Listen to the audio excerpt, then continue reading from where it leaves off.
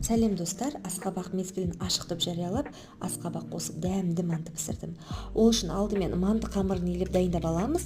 Таза ыдысқа жұмыртқа, су құйып, тұз, аздаған сұйық май қосып жақсылап араластырып аламыз. Електен өткізілген ұнды қосып, қамыр елеп, бетін жауып демалдырамыз.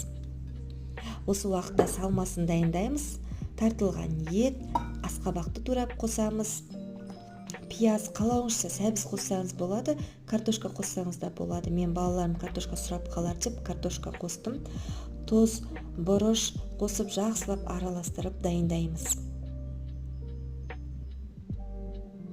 Міне дайын болды. Қамырда осы уақытта демалып үлгерді. Оқтаудың көмегімен жайып алып, 4 бұрыштап кесіп, манты түйеміз. 45-50 минутта дайын болады. Жасап пісіріп көріңіздер, өте дәмді болады асқабақ пен манты. Сіздермен бірге Дарияға, маған тіркелуді ұмытпаңыз.